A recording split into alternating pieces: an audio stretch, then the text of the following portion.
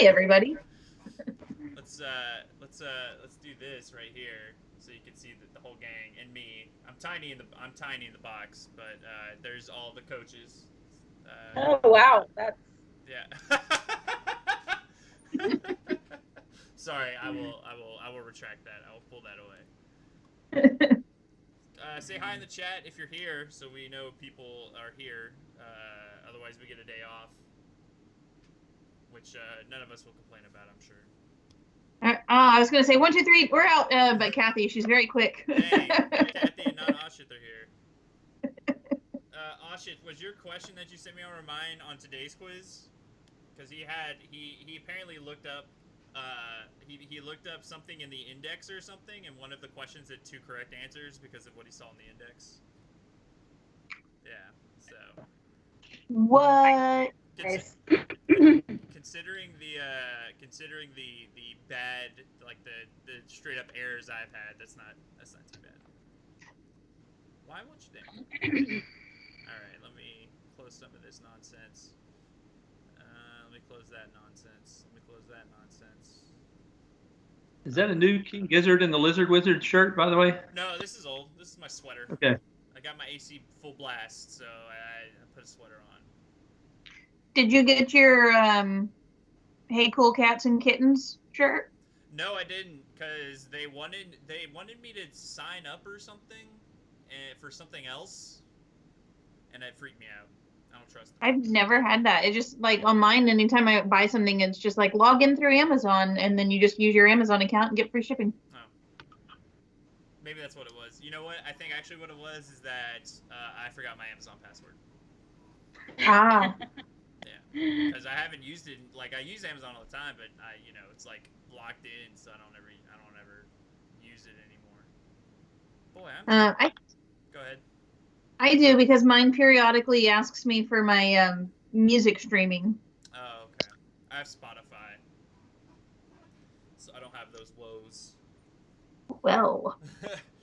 All right, let's go and get started on this PowerPoint. Medals for April 23rd. A little bit harder quiz. We were speculating as to whether it was the reminder to maybe not. Oh, I'm sorry. This is not April 23rd. It's supposed to be April 24th. Hang on. We were speculating if it was maybe when we said, "Hey, don't." Oh no. Y'all saw them ahead of time. Everything's been ruined. Oh my God. I know. Whether it was our warning to maybe, hey, don't take the quiz with the book, please. But in the honors, we have Haymitz with the perfect score. Yay. Where is that Hem the ant? He should be around here. So he's usually here. Huda with the perfect score. Good job, Huda. Saloni with the perfect score. No, Saloni. And that's it for the honors. Hey, wow. Nothing to say sorry about. Congratulations. In the Scholastics, there were no perfect scores this time for the first time. What? Yep. So we had a tie for first. Abigail getting one wrong. Well done, Abigail. Also, welcome Heyman. Welcome Catherine Fung. Emery with the 29 out of 30. Well done, Emery. Good job, Emery.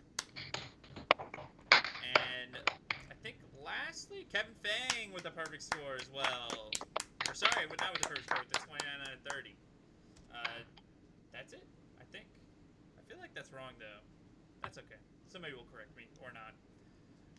Lastly, in the varsities, also hello, Abby, who just said the word clap. One clap. Good. Just one. All right, in the varsities, Rachel T, first place. Rachel Thomas, well done. Second place, Kevin Dong, second place. Well done. He's been killing it lately. And that's all the varsities that took a quiz. You take the quiz, you place? Now these scores are good. The scores that we have here are good, but yes, that's how it's working currently with the in the varsities. So we'll be having some communication with the varsities, making sure that they're staying on top of things a little bit better. Okay, sorry, I'm getting. Rose, what's the dog's name? Jack. Jack? He's like, yes, I'm here. Jack is Yes. the name of the dog. Oh, Oh, do we have the dog on screen? Jack heard all the clapping and thought this was about him, and so he decided to come on up. Mr. Rosenbaum got a new dog this weekend. Well, Mr. Rosenbaum's daughter got a new dog. So Fostering. fostering. Sorry. Is Jack the foster? No, Jack's my buddy. Oh, okay. All right. Well, I'm gonna turn my camera off over here. I'm gonna turn it on over here. Mr. Rosenbaum, you are, I believe, free to vomit All right. if need be. All right. Bye, guys. Congrats. Thank you, Mr. Hey. Rosenbaum. See you. Bye-bye. All right, hang on. Let me. I screwed up something, so y'all just. I didn't. Yeah. I gotta do a thing real quick. There it is. Okay. Great. Okay. Now I'm very large. Okay. There we go. Put me in the bottom corner. All right. Yes. Congrats to our 2 whole varsities, indeed. Hey, this Friday we got Outlines coming out. That's exciting. woo. Yes, finally something to do. Not to say I'm not doing anything. That's not true at all. Yeah, but like a music playlist and art, you know. Yeah, and then Rosenbaum can go ahead and just tell us all about history in one day. We'll just give him the outline, and he'll know every single little thing. Probably Miss Johnston too, honestly. The two of you guys would probably have every little detail already covered.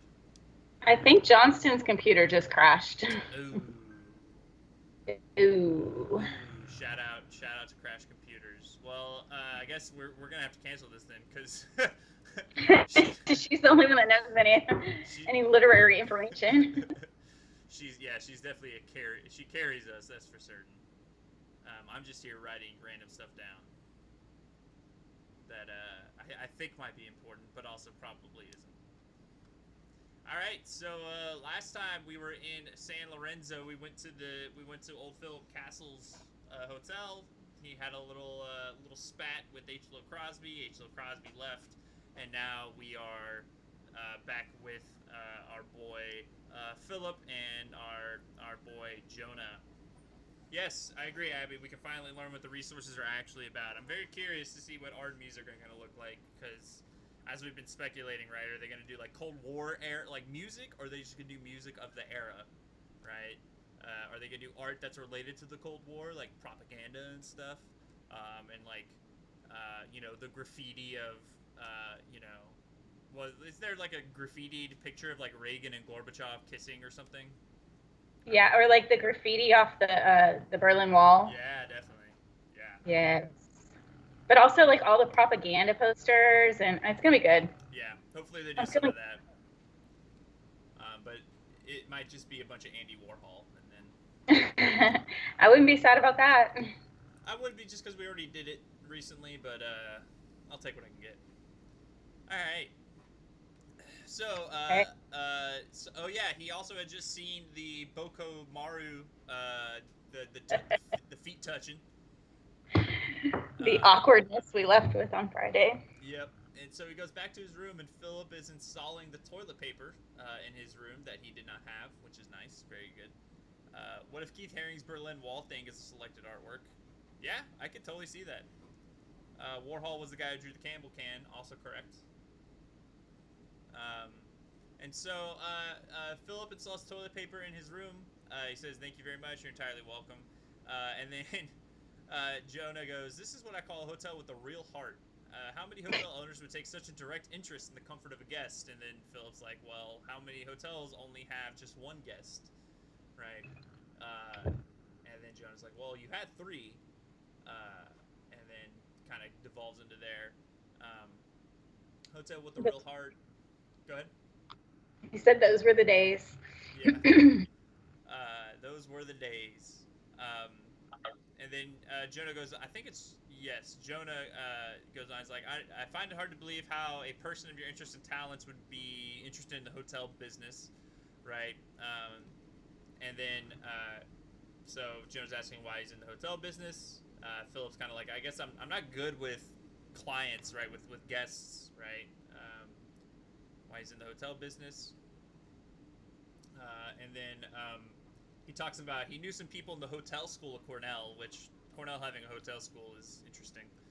I mean, nothing against, learning how to work or run a hotel, but I feel like that's a lot of money for that particular set of skills.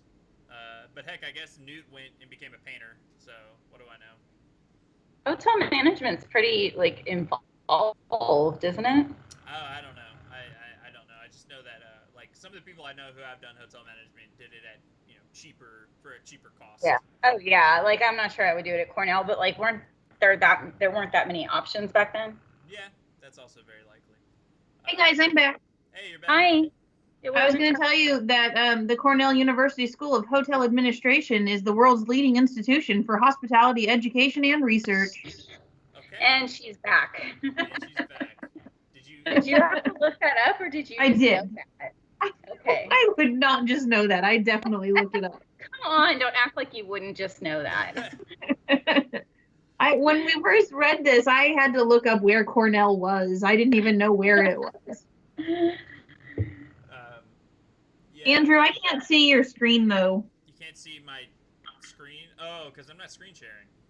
Oh, well, that would explain why. Yeah, that's probably would explain why. There we go. So he's like, yeah, I knew some people out at the hotel school of Cornell, apparently the most prestigious hotel school in the United States, nay, the world.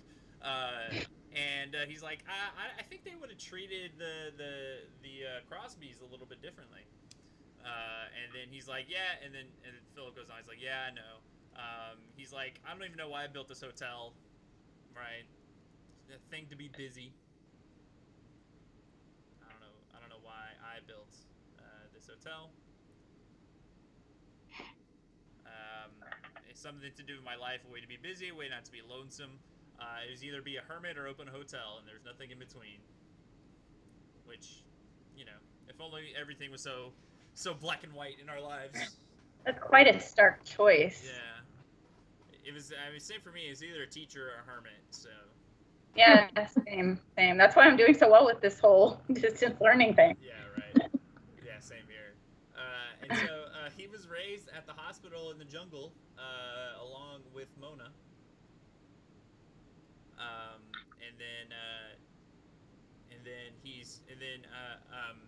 Jonah goes, he's like, well, why don't you run the hospital? And then run the hospital. And then Philip again has one of those kind of cryptic answers here. He's like, you'll like my father's a funny person. You'll like him. And then Jonah goes on. He's like, hey, there's very few people as unselfish as him. And then we go into this little story, right? So when Philip was 15, let's get all the facts here, just the facts. There's a mutiny on a Greek ship. Bound from Hong Kong to Havana. Hong Kong. Lots of testable facts in this little story. It's from the person. Lots of them. From the person who wrote some testable facts. Testable facts. With some wicker furniture. Wicker furniture. Yeah, wicker furniture is kind of like patio furniture. Yeah. Yeah. It's like old people Florida furniture. Yeah, definitely. They mutiny, right? So the mutineers got control of the ship, didn't know how to run her, and smashed her up on the rocks near Papa Monzano's castle.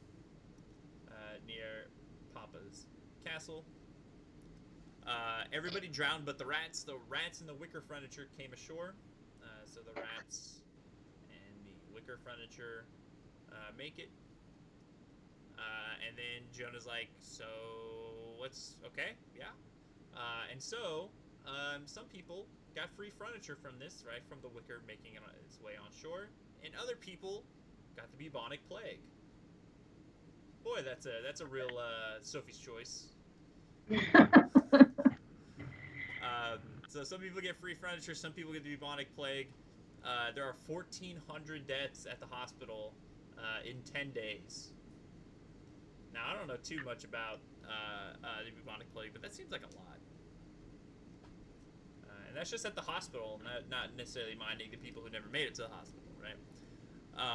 And then Philip asks, "Hey, have you ever seen anybody die of the bubonic plague?" Jonah's like, "No." And then he talks about the lymph glands, the lymph nodes in the the groin and the armpits swell to the size of grapefruit, which is that's a large. I don't eat grapefruits, but I know they're big. At least fruit for fruit.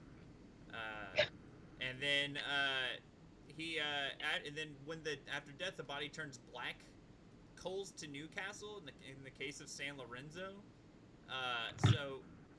So I know Newcastle is like an industrial town, but I don't get the connection here. Miss Johnston or Miss Halfin, do y'all have anything on this? Apparently, it's a British idiom describing a pointless action. Coals to Newcastle? Yeah. Because why would you take coal to Newcastle when it's already a coal mining area? So, is it saying that yeah. Sorry. So like dying is just, you might as well because you're there and it sucks there anyway. But yeah, that's possible. I was thinking of like the body turning black as like a sense of that, like most of the citizens of San Lorenzo are black, but they're not, right? Because they've described them as oatmeal colored. I like that idea, right? The idea that you're already dead if you're on San Lorenzo, right?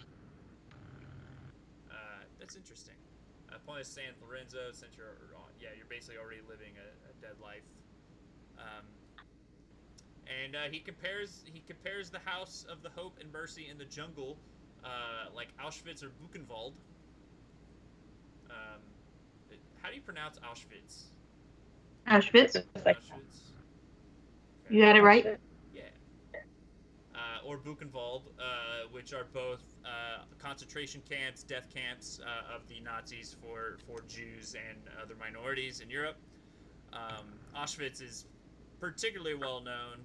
Buchenwald not as much, but I think it was also. I mean, it's obviously very grim as well there. And it's also. Is Buchenwald the one where Anne Frank died? Is Buchenwald where Anne Frank? I do not know.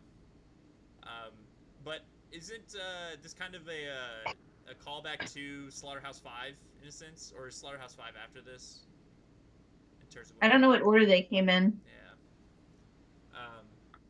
They have stacks of dead so deep and wide that a bulldozer actually stalled trying to shove them toward a common grave. Right, which is grim. Father worked without sleep for many days, and not only worked without sleep, but didn't save a lot of people either. Right? And so this is all interrupted by the telephone ringing. The telephone rings. And Philip is like, I didn't even know that the phones were connected yet. And then Slaughterhouse 5 came after this. Okay. And so he picks up the phone, and it's Frank.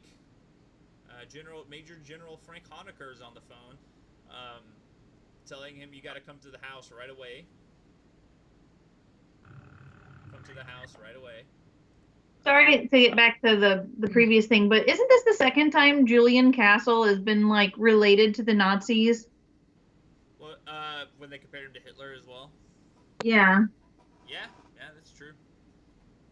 Kind of weird. Yeah, it's kind of weird, and especially when what we talk about in the rest of this chapter about how we reacted to all this. So he says, "Come to the house right away." There's a really important thing, the most important thing ever, according to Frank, which Frank has not yet met Jonah. Really, maybe they met at the ceremony, and so he hangs up, tells Philip about it. Right, Philip's like, "Take your time, relax. He's a moron." And then Jonah's like, "He said it's important." And then Philip's like, "How does he know it's important? I could carve a better man out of a banana." Which is okay, sure. 1969 for Slaughterhouse 5. I think he came in. So yeah, like 10 years after this, huh? Philip goes on with his story. He's staying up with his father one sleepless night. And in bed after bed are dead people. And Father starts giggling, right? Julian giggles at the sight of all the dead bodies. Right. And then he walks out into the night with his flashlight. He's still giggling. He's making the flashlight beam dance all over the dead people stacked outside, right? Like just kind of almost like a strobe light or like a dance light, right? And then he put his hand on my head and he said what Mufasa says to Simba, son, someday this will all be yours. Piles of dead bodies. Yes. Which In the jungle. say again? I said in the jungle. Yeah, in the jungle.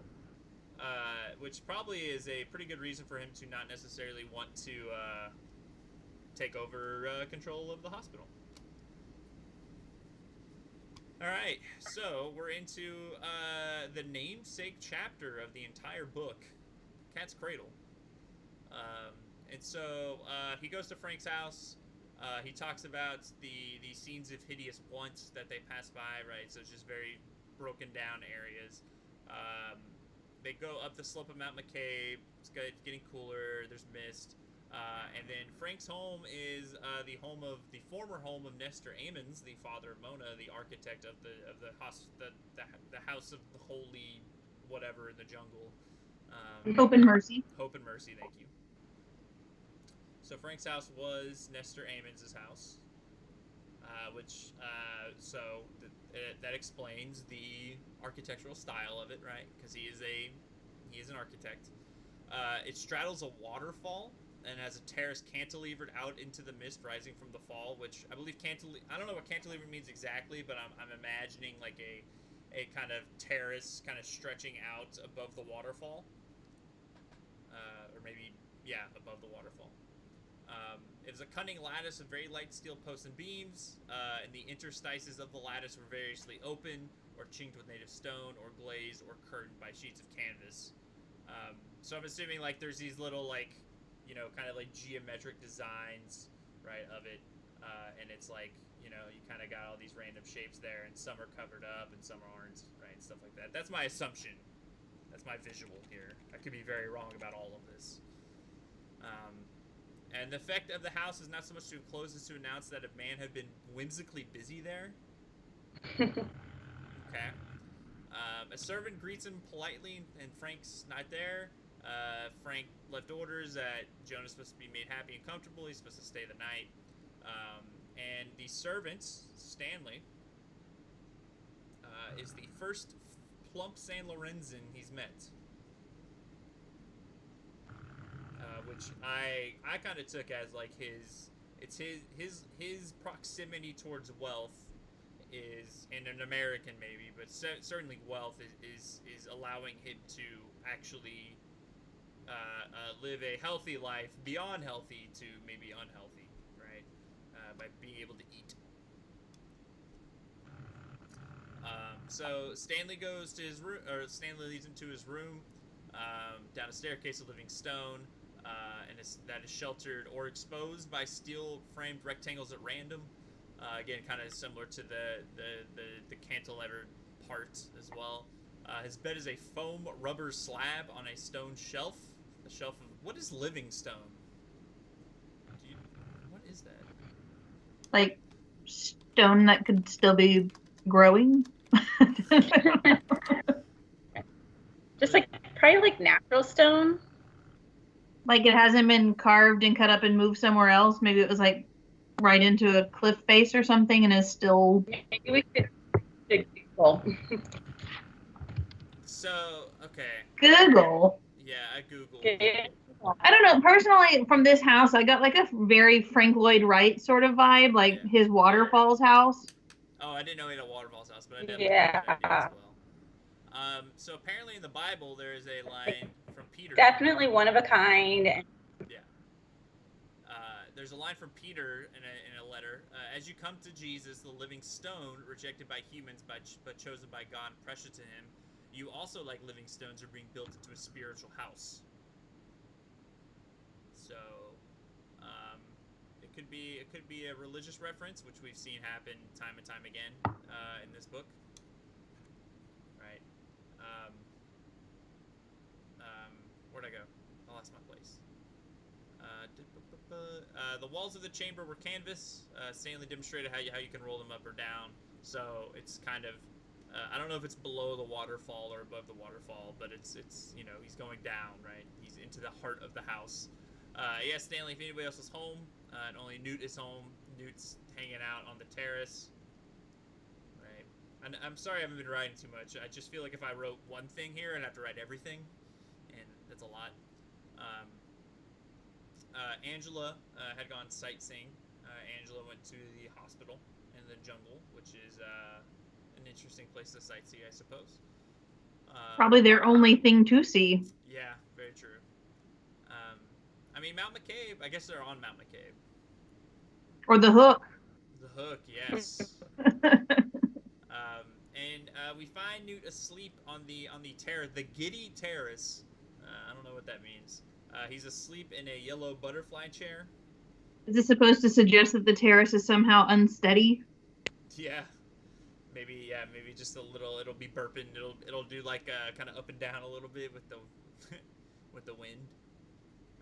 A yellow butterfly chair, and then he's working on a painting, and the painting is framed in the view of the sky seen in the valley. It's not actually framed, right? He's just saying that it's framed in that this very colorful view, right? Very blue and green and very colorful.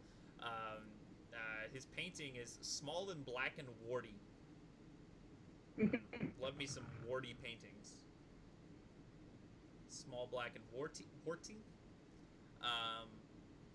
And so, where would I go? And consisted of scratches in a black gummy impasto. So impasto is when you have paint that is specifically like layered on, like you can see the texture of it, right? It's very thick, right? So we got scratches in a black gummy impasto. All right, impasto being a style of painting. Ooh, I wonder if it's going to tie into the artwork of the year. That'd be great. And the scratches form a sort of spider's web. And wonder if they not be sticky nets of human futility hung up on a moonless night to dry. Okay, that went deep real quick. It's some solid imagery. Yeah, that is really good. He did not wake up Newt, who made this dreadful thing. Instead, he smoked a cigarette and listened to the imagined voice in the water sounds.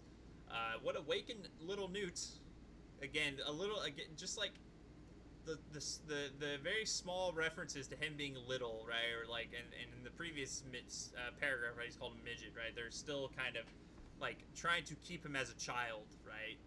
In a way. And so there's an explosion below that wakes him up. It caromed up the valley and went to God. It was a cannon on the waterfront of Bolivar that was fired every day at 5. I wonder why.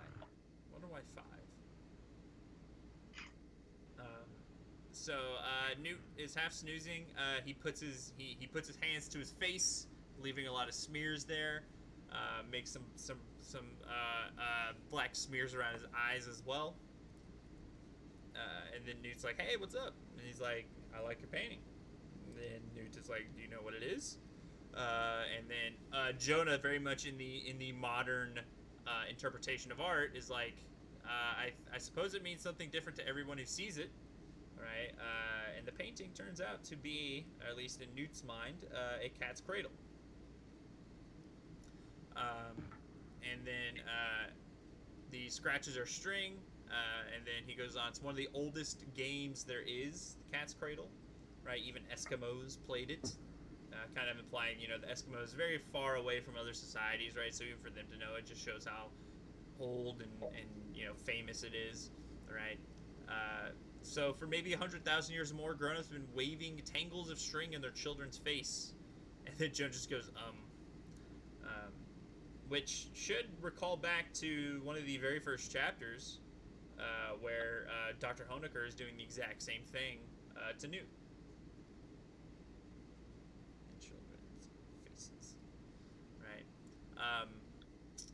So, and then he goes on. Newt kind of goes back on. No wonder kids go crazy. A cat's cradle is nothing but a bunch of X's between somebody's hand. And little kids look at all those X's. And there's no cat and there's no cradle. The X's is interesting. I envision like how you see in cartoons when people die and they have X's for eyes. And that's kind of the visual I was picking up or I was thinking of at any rate. But maybe that's because I've read the end of the book. Yeah, or X marks the spot. You usually think of treasure instead of sadness. Yeah. But I do want to point out in that chapter they call Stanley Frank's major domo, and we know that Papa was the major domo before he became Papa. That's true. So maybe, and we know Papa to be a pretty plump man himself. So maybe that's the major domo. Part of the major domo's job is to get nice and plump. But yeah, no, that's definitely right. When I caught that, I was like, here we are. Let me get a sip of water here first. I know this might be shocking, but even when all alone talking into a microphone, I'm still too loud. Is plump genuinely plump or just not bony? I mean, I think when I think of plump, I think like, you got a little tummy. You got a little tummy there. Right? Like just a little whoop. Yeah. That's what I think. I don't know. And so Angela Honecker Connors, Newt's beanpole sister, comes in with Julian Castle. Angela comes in with Julian Castle, father of Philip and founder of the House of Hope and Mercy in the Jungle. He wore a baggy white linen suit.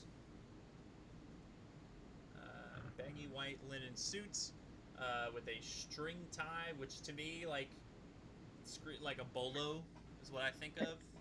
I'm thinking Colonel Sanders. Yeah. Yeah. Is that a bolo tie that Colonel Sanders is wearing? It's like a little like bow, isn't it? Like, but it's thin. It might depend on the version of Colonel Sanders. I don't know because there's so many now. There's a lot of Colonel Sanderses out there now. So he had a scraggly mustache. He had that string tie. He was bald and scrawny. And then Jonah says he was a saint. I think. That's a weird end. Saint, I think. He introduced Such a Go ahead. Weird nugget in there, considering. Yeah, just to throw that in. Yeah, they talk about some of his other stuff he does later, and he's still calling him a saint. I find it hilarious. He forestalled all references to his possible saintliness, so kind of getting rid of any idea of him being a saint by talking out of the corner of his mouth like a gangster, or a movie gangster. Out of corner of his mouth, like a movie gangster. Which everyone, do your best Jimmy Cagney impersonation here. Do it, Hartman. Who's Jimmy Cagney? I know Cagney. I've never seen him though. Oh my god! Wow. I feel like Wow. I'm a youngin. Like a white, huh? I'm a youngin. I'm a young soul. I don't watch movies with criminals in them. Okay. Turner Classic Movies is the best channel on television, but whatever. The amount of times I've watched Turner Classic Movies is none. Same. But I still get the reference, the gangster reference. Yeah. He was like he and I guess Edward G. Robinson were like the top gangster filmmakers of. They weren't actual gangsters; they were in the movies in like the 30s and 40s. Right. Yes. The 30s and 40s. Yeah. Well, that tracks for the time period of when Julian would have been in his prime. I'm making a chronologically correct reference. You are. This is true. Contextualizing the reference. Yeah. I would just, if I was to do an impersonation of this, I feel like I would just try to sound like Al Pacino or Robert De Niro, or Joe Pesci, and then in that way, it would just be racist. So I'm not gonna do it. Against Italians. Yes. Fair point. Fair point. You don't want to trigger any Italians. No. And especially not the one on this chat. Yeah. Who's... My grandmother is 100% Sicilian. She'll whack you. There you go. That's I will never cross her. That's for certain. So he goes on. He's like, Jonah's like, hey, you must be a follower of or I understand you're a follower of Albert Schweitzer. And Julian goes on. He's like, at a distance, I never really met him. He's like, well, surely you're aware of his work, just as you know of his. Or you must surely know of your work, just so you know of his. And he's like, maybe or maybe not. You ever seen him? You ever expect to see him? And then Julian goes, well, in case you ever see Dr. Schweitzer, if you ever see him, you might tell him that he is not my hero. If you see Schweitzer, he is not my hero. This is Julian saying this, right? And then he starts to light a cigar again, almost like a gangster. The cigar is going good and hot. He points it at Jonah. You can also tell him that Jesus Christ is thanks to him. I don't get what's happening here. I'm not entirely sure what's going on with old Julian. He seems like an odd fellow. And then Jonah's like, I think he'll be glad to hear it. Julian's like, I don't care if he is or not. This is something between Jesus and me. Yeah, she. All right, 76. Julian Castle. The name of this chapter is almost as long as the chapter. Agrees with Newt that everything is meaningless. Boy, I really. If they make this into a movie, I kind of hope Stanley Tucci plays Julian Castle. That'd be a good cast. That'd be pretty good. Who do you think Jonah would be? I don't know. We've never really gotten a description of him. That's true. We have not. So like, it could be anybody. Yeah, it could be. It could be like. Did you guys ever see Layer Cake? No. With it's got James Bond in it. What's his name? Daniel Craig. And he doesn't have a name the whole movie. It's very good. It's a good movie. You just need some like generic, nondescript, 30-something white male actor. Toby Right? Maguire. Like mildly creepy. Yeah. Toby Maguire. All right.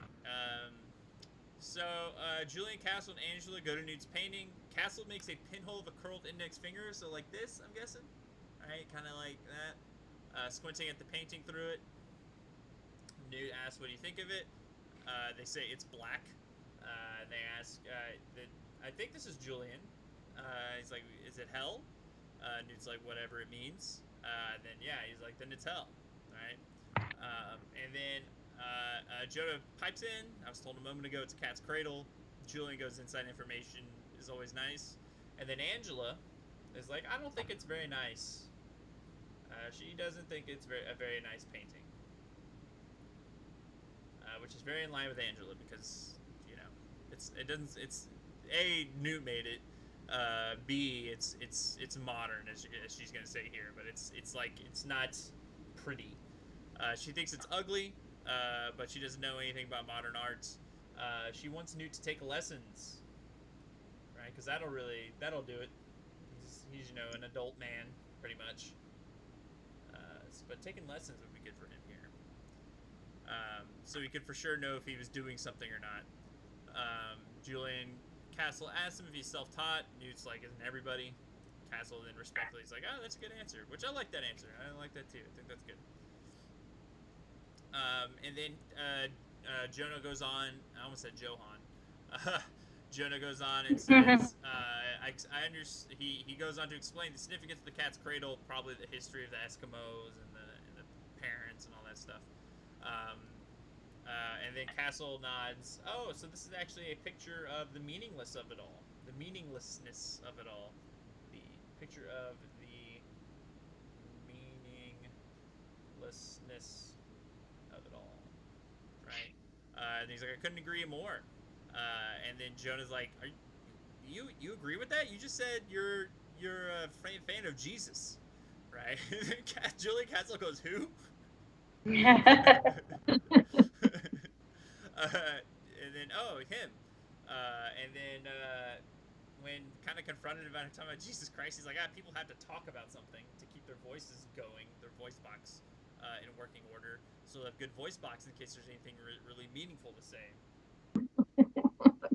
Wow. Which is definitely a very doctory thing to say. Yeah, right. Voice box is working in case there is something meaningful to say. There is something meaningful to say.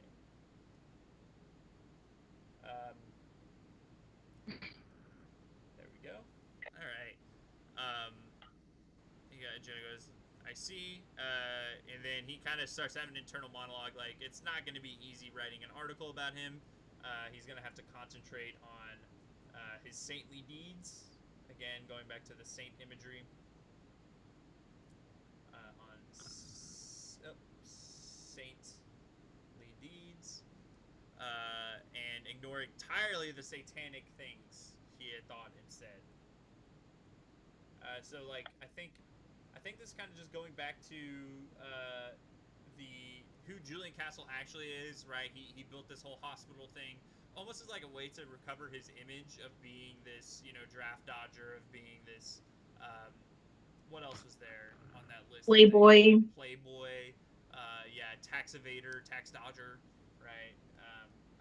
And that's really him, is what it seems like. But the saintly thing is him trying to cover that up, right? Make people see him differently. Well, it does kind of go back to here's another man of science, doctor, Castle, and we have that he's perceived as a saint, but he's really not. Right, definitely. Almost like what would happen if he actually had met Mr. Honecker. Yeah. But it is weird that he puts himself into exile, basically, on the worst possible place in the planet to rebuild his reputation everywhere else on the planet. Yeah, that is interesting. But maybe that's because since nobody knows what's going on there, right, he can just broadcast, hey, look at what I'm doing. House of Hope and Mercy. In the temptation. Don't mind all the dead bodies. What'd you say, Kelsey? I said get away from all the other temptations, the Playboy stuff. Yeah, definitely. And it's interesting you compared him to where we've been comparing him to Honecker, because this quote from him is very much like denying the power that Honecker had, or at least the power that other people see of Honecker, where he says, man is vile and man makes nothing worth making, knows nothing worth knowing, right? And so, when Dr. Honecker's whole idea, or at least what people see of him, is to pursue truth, right, and try to come up with this knowledge, right? And over here we have Julian Castle being like, man is evil, man is vile, man knows nothing, makes nothing, right? It's very opposite from what we hear about what Dr. Honecker believes, which is interesting. And then he leans down and he shook little Newt's painty head. And he goes, right, Newt? Right, little guy? And then Newt nods, kind of just agrees along. Sounds like he's just like, yeah, totally, man. And then Julian chunks Newt's painting. So rude. Yeah. Julian calls the painting garbage.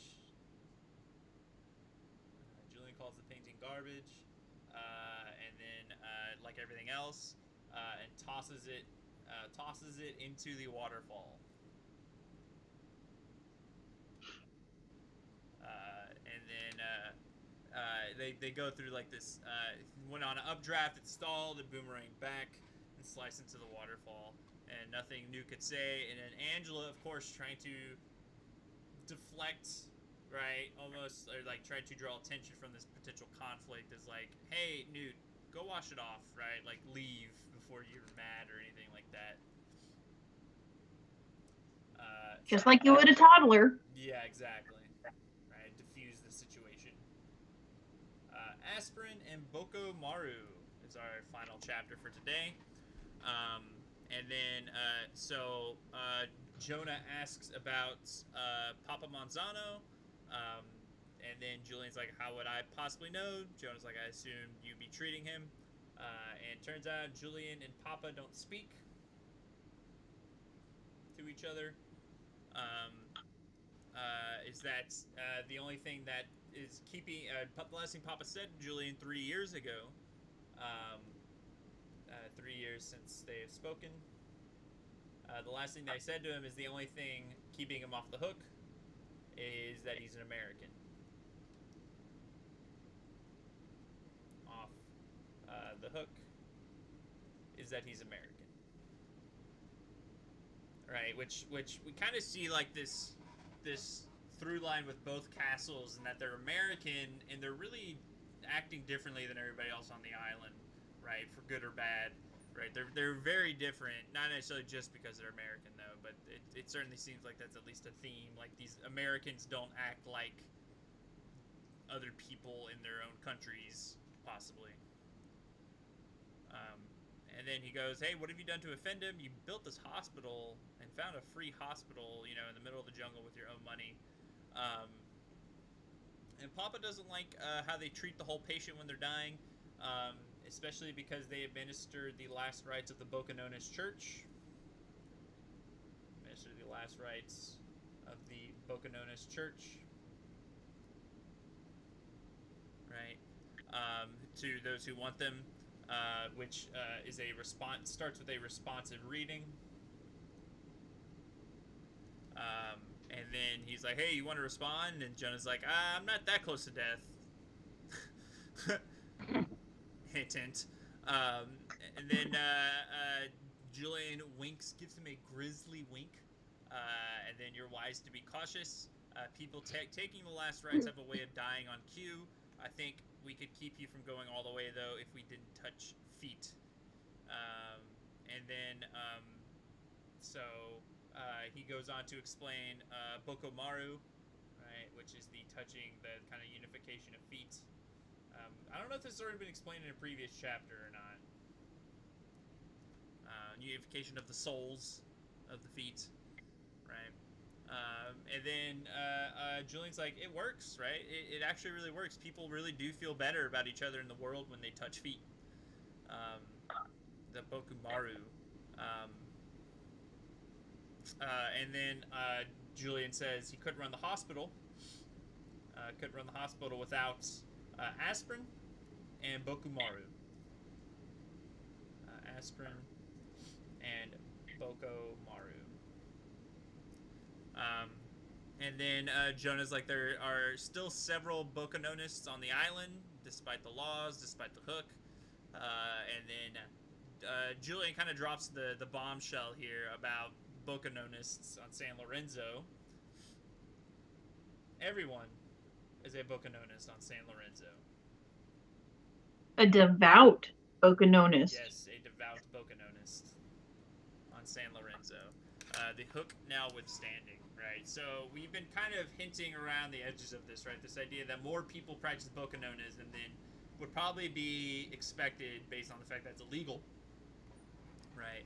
And we'll get through all that, why it's illegal, quite possibly in a little bit. Yeah, actually in the next chapter it looks like. But yeah, that's kind of where we're at. We're definitely we're actually kind of in our main set piece, I would say. Like, a lot of things are going to happen at Frank's house here. That's going to really kind of change the whole book. And we got there pretty quickly from the airplane, I will say. But yeah, that's kind of we're really getting into it here. We got about 40 or so, 50 or so chapters. All right. Nowhere breaks the law because of Papa. Yeah, that's what Crosby said, which of course turns out to be the exact opposite, right? Everybody breaks the law here. Yeah, H. Crosby definitely thinks he knows a lot about the world. He very much does not. Miss Halfin, Miss Johnson, you guys got anything y'all wanna add here? Not really.